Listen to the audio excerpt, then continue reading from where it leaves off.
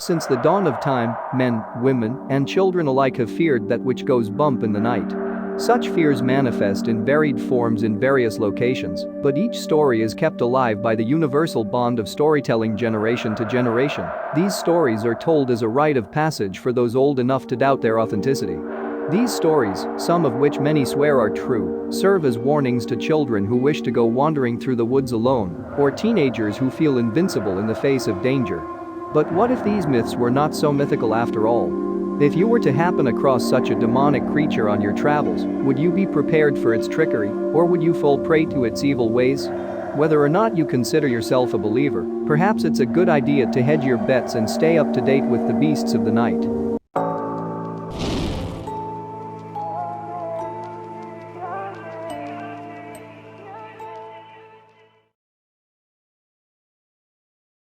Sometimes referred to as jinn, the jinn are ancient demons from Arabic and Islamic traditions.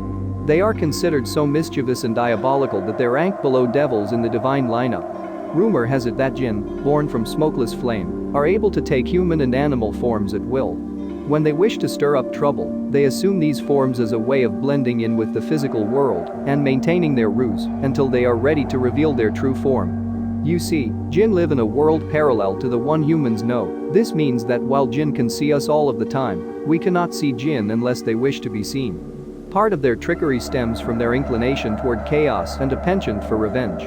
When not in human or animal form, jinn live in, well, anything. They can live in trees, rocks, streams, ruins, even your desk drawer. As such, you must be careful not to disturb a jinn for fear it might take offense and choose to seek revenge. A jinn does not care if your insult was accidental, it only cares about getting even. This revenge might manifest in a plague, disease, bodily possession, or even a freak accident. However, if you are careful and aware of their nature, it is quite simple to exploit and banish a jinn. One only has to pray for their demise. If you ever find yourself traversing through the Great Lakes region of the US or the forests of central Canada, then keep an eye out for the massive, skull-faced demon spirit with a heart of ice. The Wendigo, which originates from the Algonquin tradition, is known to roam the forest in search of human prey, whom it then possesses or drives mad from isolation. The Wendigo is a supernatural hunter. It uses its immense strength, speed, and endurance to hunt anyone who crosses into its territory. Sometimes, the Wendigo even uses its ability to mimic human voices to call the name of its prey and lure an unsuspecting soul into the woods. Once caught by the Wendigo, the unfortunate victim is possessed or driven to insanity, eventually turning into another Wendigo. This aspect of the legend is much more realistic than it might seem. Settlers and Native Americans who were stranded and lost in the dense wilderness would resort to cannibalism in the name of survival. Those who made it back to civilization were never the same again. This was dubbed Wendigo fever. The Wendigo, with its insatiable appetite, is the demonic embodiment of gluttony. In typical Yuletide fashion, Santa Claus is celebrated for his generosity and kindness toward children, especially those who remain on the nice list the whole year through. But for Central European children, their incentive to stay away from the naughty list is a much more visceral one, stemming from their evil Santa Claus counterpart, Krampus. Each year on the night of December 5, the night before the beloved Saint Nicholas's feast day, Krampus will emerge from his lair to torment villages until sunrise. If you were good, you would be rewarded with candy in your boot from Saint Nicholas. But if you were naughty, then Krampus would seek you out and swat you with his bundle of birch sticks. Sometimes, for especially wicked children, Krampus would stuff you in his sack and speed you away to his lair in the underworld. It is said that Krampus is the half-goat half-demon son of the Norse god of the underworld, Hel. Between his infernal origins and his juxtaposition with Saint Nicholas, Krampus is the most fraught demon in Central European history. Ancient pagan dances, costumes, and rituals are still used today as a way to ward off the evil spirits of winter and their horned king. In Indonesia and Malaysia lurks a spirit intent on haunting cemeteries and abandoned houses. The spirit, known as the Pokong in Indonesia and also as the Hantu Bungkus in Malaysia, has a pale, shriveled, eyeless face and a floating, decaying body. The corpse is often shrouded in the translucent cloth used in Muslim burials. In Islamic tradition, the shroud must be tied in 3 places: the head, behind the neck, and at the feet, so that the soul of the departed is anchored down during its remaining time on earth. After 46 days, the ties are supposed to be removed so that the soul may be set free, but if they are not undone, then the soul is trapped on earth. As a result, the soul becomes bitter and angry over its entrapment and spends its time on earth tormenting and attacking anyone who blocks its path. Because its feet remain bound, the Pokong hops or rolls after its victims and often uses surprise attacks to cause car wrecks and freak accidents. If you should ever come across a Pokong, the only way to avoid attack is to lie down and play dead or to run down a long, winding road until you are out of sight of the demon. Originating from ancient Sumerian legend, a sag is a horrifying demon from the underworld whose personal mission is to thwart the god Ninurta. In order to do this, a sag created an army of rock demons that would do his bidding. Once defeated by Ninurta, a sag turned against humankind and began to prey on unsuspecting travelers. A sag hunts after humans and rains disease and plague upon them. He infests their very being and covers them like clothing, eventually paralyzing his victims with fever. When not preying on the innocent, a sag instead boils fish in their rivers and stirs up chaos in the form of landslides. By day, this Filipino monster takes the form of a lovely woman, the better to entrance and capture her victims. Once the sun goes down, however, this demon shows her true form. A bat-like being with large, withered wings, the fangs of a vampire, and long, sharp claws.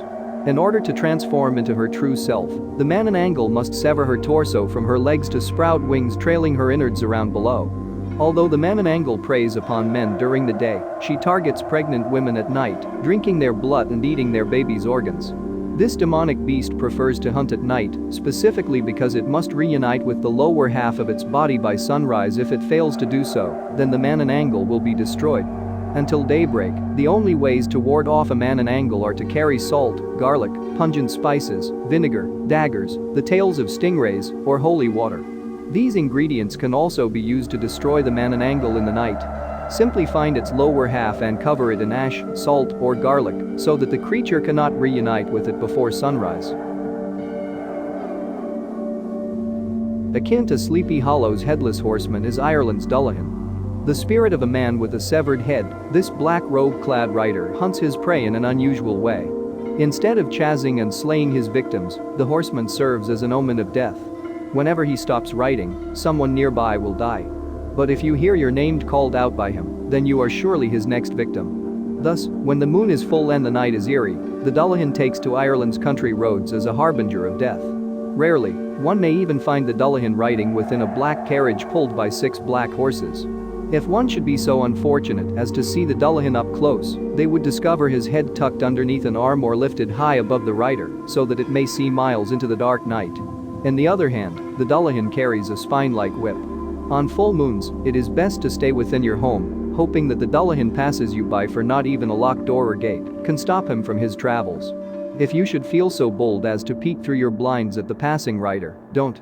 You will forever be struck blind in one eye. If, however, you should be on the road when you hear his imminent approach, then reach into your pockets for a ring, a watch, a coin, anything made of gold. Only this can frighten the Dullahan away. Everyone knows of the vibrant and fortune-filled celebration of the Chinese New Year. According to legend, the tradition, which is honored worldwide as a festival of new beginnings and good luck, began as a means of self-defense. In ancient China, a Taoist monk by the name of Hongjin Laozu came across a small village and noticed a people boarding up their doors and windows. They explained that they were preparing to hide from the Nyan, a creature that lived high up in the mountains and descended once a year to eat their crops, livestock, and children. The Nyan had the body of a bull and the head of a lion and was as ferocious as both. For generations, the townspeople lived in fear. Each year, when the Nyan descended from the mountains, they were left to his mercy or lack thereof. Laozu could not bear to see the people cower in such a way, so he ascended into the mountains that very evening. In the night, Laozu mounted the Nyan and rode him to the brink of exhaustion, thus sparing the village for a time. The next 3 nights, Laozu continued to tire the beast until he himself grew weary. Laozu explained to the people that they must learn to tame the Nyan themselves. The people believed this to be impossible. Until, that is, Laozu explained that the beast is afraid of 3 things: the color red, fire, and loud noises. That night, the villagers bedecked their town and their bodies in red, set off fireworks into the sky, and stayed up celebrating the fear of the beast. Since then, the Nyan has not descended from his home in the mountains, and the Chinese New Year has come to symbolize a celebration of new beginnings and good fortune. Not to be mistaken for their benevolent counterparts, the fairies of Scotland and Ireland are a far cry from the Tooth Fairy. These fairies, while not innately wicked, are tricksters at best, and if you aren't careful, you may end up becoming their victim. These fairies have a particular penchant for swapping out human babies with one of their own. When the mother is not looking, the fairy changelings creep in and kidnap her child. In its stead, they leave a fellow changeling unless, of course, the fairy chooses to leave a bundle of sticks or an old log instead. Often, the impostor is content simply to eat and drink its days away, much like a human baby would. The changeling will remain in the care of the mother until she figures out otherwise and tricks the changeling into revealing itself. If your baby has been switched for a changeling, the quickest way to draw out its true form is to boil water in halved eggshells. Once the baby sees this ridiculousness, it will laugh and howl with delight, the first sign of happiness that it has shown since settling into your home. Upon reveal, you can then chase the changeling fairy out, while its kin place your baby back in the crib. Hailing from Japan is the flying, goblin-like monstrosity known as the Tengu. A mythical demigod demon, the Tengu is capable of flying and running great distances at incredible speeds. One can identify a Tengu by its fiery red skin, extremely long nose, and haughty nature. If one fails to treat the Tengu with the respect it feels it deserves, then that person will surely become the Tengu's next victim. When not avenging its honor, the Tengu can be found preying upon those on the Buddhist journey toward enlightenment. Many believe that Tengu are the restless spirits of former priests and heretics who were wronged by members of their faith and seek revenge. As such, Tengu can often be found kidnapping monks, robbing temples, and possessing women so that they tempt holy men to break their vows. If one were so unfortunate as to come across a Tengu, it would be impossible to outrun or fight the demon due to its magical martial arts abilities. Thanks for watching.